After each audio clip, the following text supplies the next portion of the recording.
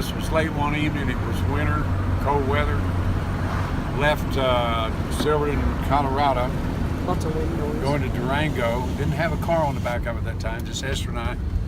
Look over there. See that highway right over there? Is that the highway you're talking about? That's it, right Okay. there. Back to your story. And you'll see this big curve down here in a minute.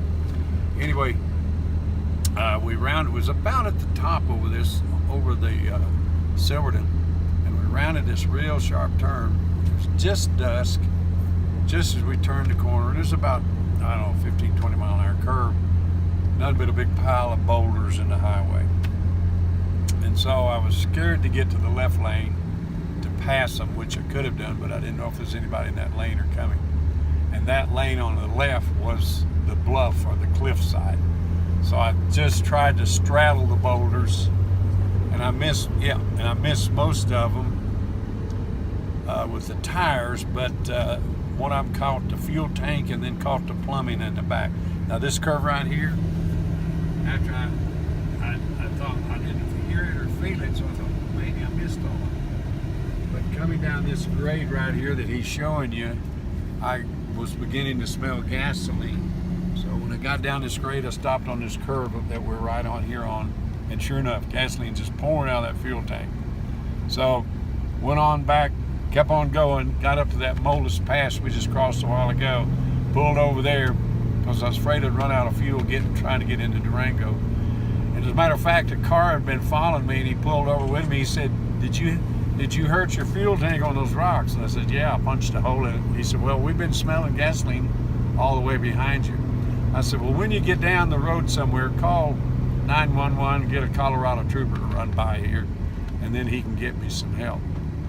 And there happened to be a truck driver, semi over there on the side of the road that had stopped.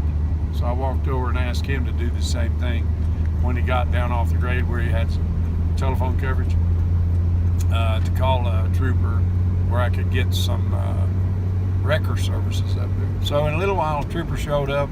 We were sitting inside the motorhome eating dinner, invited him in, come in to eat with us, but he wouldn't. So he sat in his car and ate.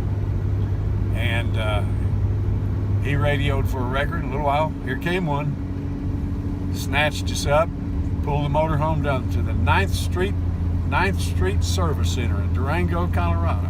Motorhome sat there for 3 days while they took the fuel tank off of it, steam washed it, cleaned it, whatever you do, and patched it, put it back on, put the plumbing back on. We left Durango, Colorado in 3 days.